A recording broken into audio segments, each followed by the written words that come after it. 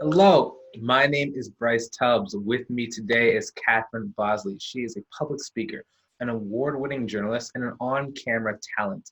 And she's a coach. And she helps you perfect your on-camera skills. I'm super excited to be able to bring her with you and share this conversation with you today. Thank you so much for appearing today, Catherine. Well, thank you for having me. I'm so glad to. Excellent. You know, what was life like before you got into coaching? And, what was the catalyst that brought you into the field? Well, since the time I was 12 years old, I knew I wanted to go into television news. I was just fascinated by it. So while the other kids were playing out in the yard, I can't wait to get in and watch TV at 6 o'clock and watch my role models on TV in Cleveland, Ohio. I grew up in the Cleveland area. And I was just so enamored by the thought that, they had this incredible responsibility to tell people what's going on, and they decide what's going on, and then they have to deliver it in a way that it seems like they're your friends. And playing that kind of role in a community, I thought was just fantastic. So again, since I was 12 years old, I had my sights set on getting into television news. So I worked really hard through high school and through college, just dedicated to this dream, never straying or doing anything I shouldn't do. Just any time I had that was free, I'd spend it learning all I could about broadcast journalism. In fact, during any kind of school breaks, I'd be knocking on doors of radio stations and TV stations, basically saying, "Can I work for you?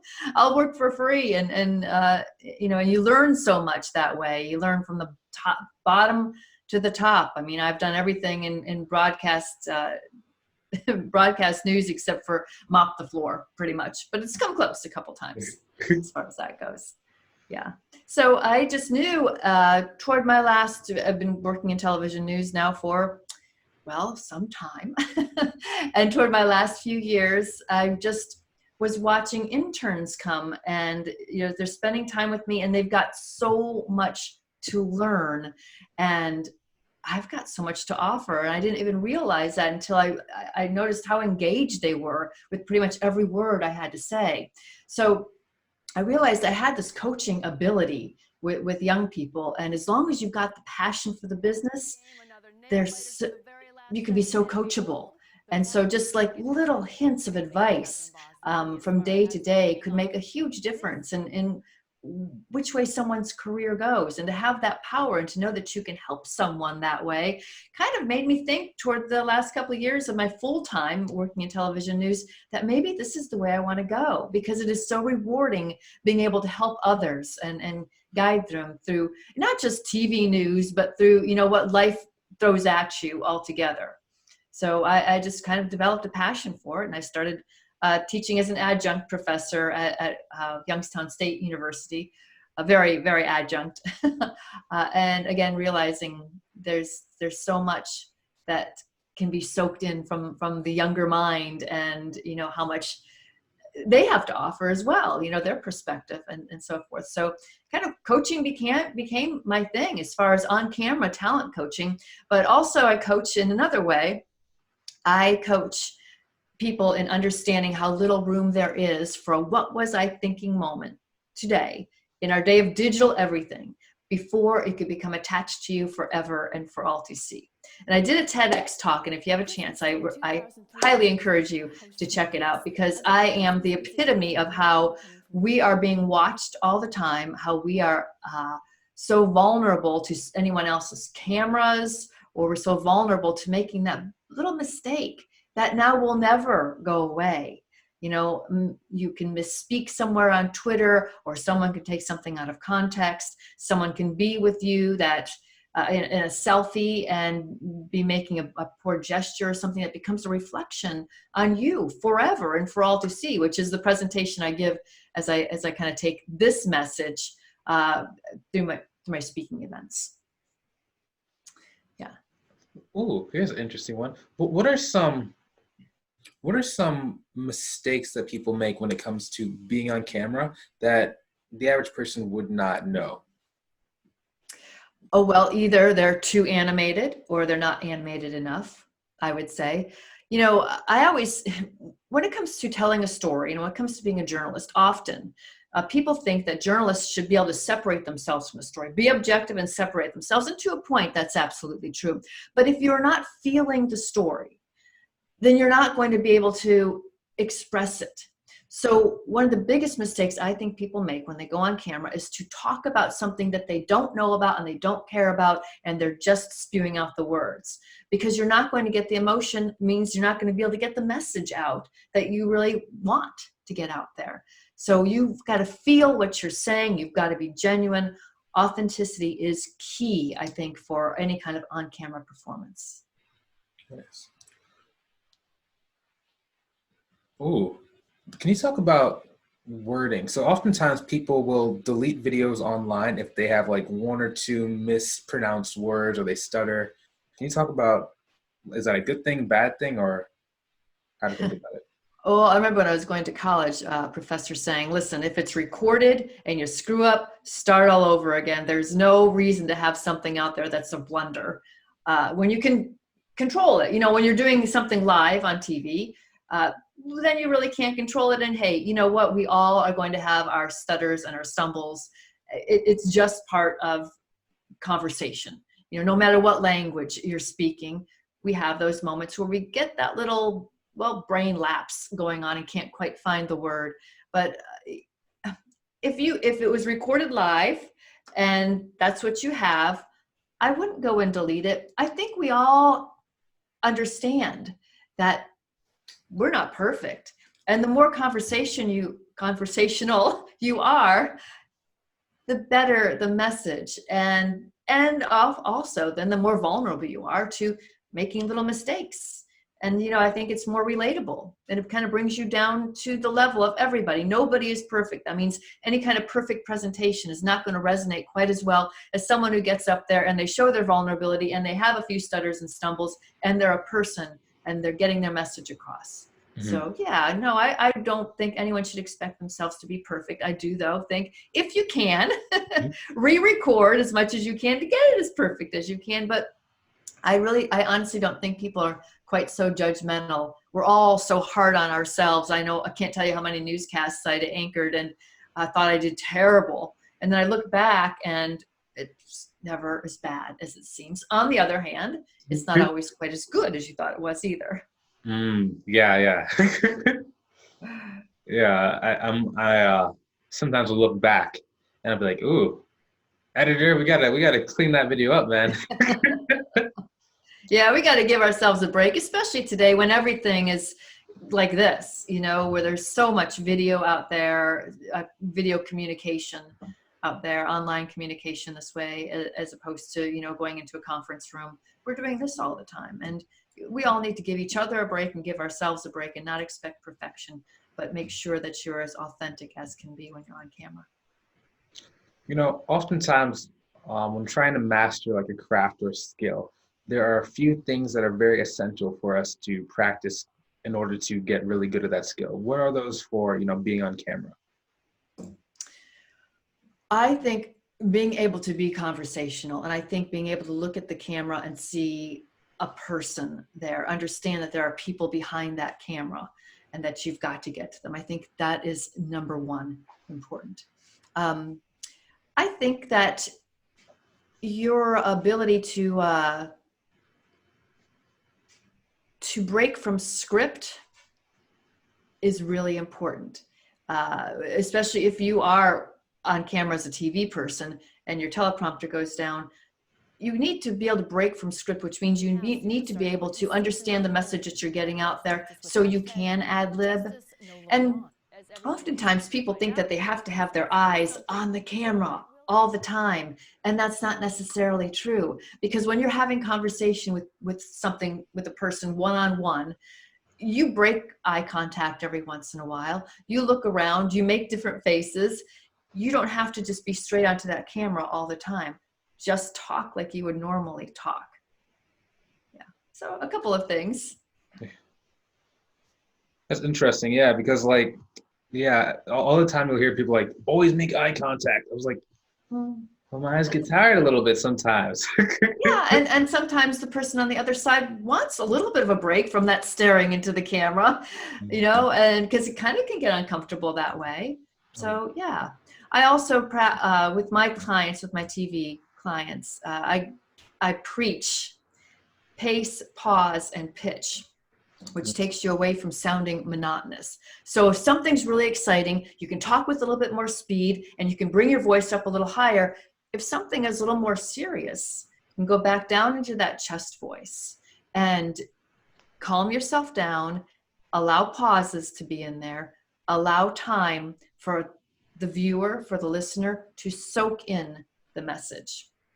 So it's just becoming part of the message. If it's exciting and going on fast, whether it's exciting in a good way or an alarming way, you have to get that message out there by your pace and your pitch and your pause. And pauses are really important. People underestimate the power of a pause.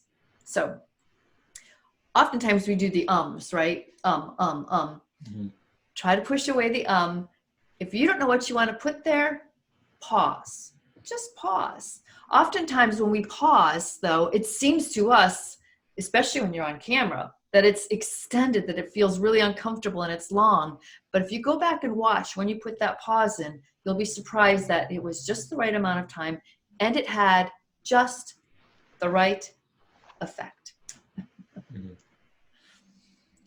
So I love the pause, pace, and pitch with my clients. It makes such a difference. And for women, we really need to pull in that chest voice and engage that our diaphragmatic voice, as opposed to using this voice that comes out of our throats and our heads. Because then you get into the higher range as opposed to having a nice rich sound. And it takes practice. It absolutely takes practice. A good way to get to that voice, I think. I can go on forever. I just want to give you a chance to talk. But a good way, you're pausing. Yes, it has an effect, doesn't it? A good way for women to get to that voice in your chest. When you have your hands right here and you're talking with a high voice, you'll feel the vibration. If you're going down and you're talking with your chest voice, you won't feel so much vibration like right here. Number one. Number two, it's often good to yawn before you start, because the yawning will kind of stretch out those vocal cords and kind of set things up in a situation where you're going to go right to that lower voice first, and hopefully you can kind of stay there. Interesting. Can you also talk about, so sometimes, right, some of the people watching are like coaches. They do like sales calls and discovery calls. And right at the beginning, they might get a little bit nervous. Can you talk about how to prepare your voice, or to not bring down the nerves, but how to make your voice sound steady when you're nervous? Well, I think it just takes practice. It takes knowing what you want to say during those sales pitches, making sure that you are prepared. Preparation is key with something like that. If you're prepared, then you're going to be calmer no matter what. If you are prepared for any of the responses that they have, and you're not going to be prepared for all of them for sure, but if you have some preparation, then you know what to come back with. It really is just your whole sales plan altogether. And I think once you are pulled together, as far as you know what your mind wants to do, and you know what your material is, then the voice and the calmness will automatically kind of kick in. If you're going at it cold, you don't know what you're doing, then yeah, the nerves are going to show, and you're going to hear them on the calls as well. Mm-hmm. Interesting. Just kind of switching gears. Can you talk about some of the new things that you have coming out? I know that you were talking about a couple of programs and a couple of different things you had before we started talking. Sure. Well, with the talent coaching, with the on-camera talent coaching, I have a few packages to choose from. It goes up to 4 sessions, because I believe 4 one-hour sessions with me is enough to really kick in some of the modifications that you need to make to become a more effective communicator on camera. As far as coaching on the other topic that's really important to me, which is making sure that you protect yourself from social media catastrophe. I have a couple of programs that I'm just about to put up on my website in the next couple of weeks, that you can spend some time with me one-on-one. You could spend some time with me with a group, with it as an organization. And we go through ways to make sure that you protect yourself from making sure that you don't get the wrong message out there on social media that's out there forever and for all to see, whether you knew it, whether you intended it to sound like it did or not. So often people just put out things and they don't think about how it sounds and what it could mean, how it could be misinterpreted.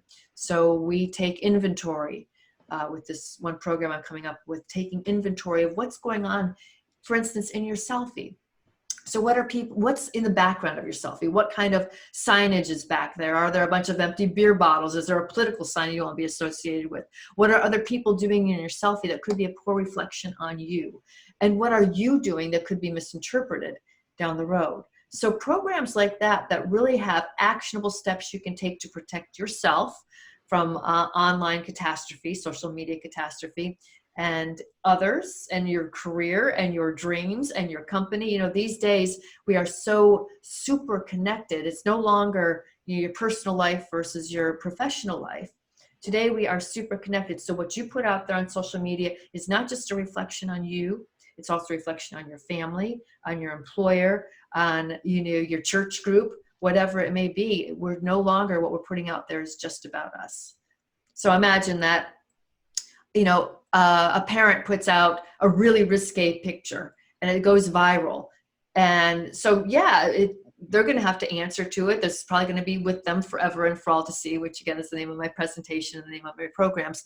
But you're also affecting your children. So now your children go to school and they run up to you, or a friend runs up to your child and says, "Hey, look at this picture of your mom. Holy moly."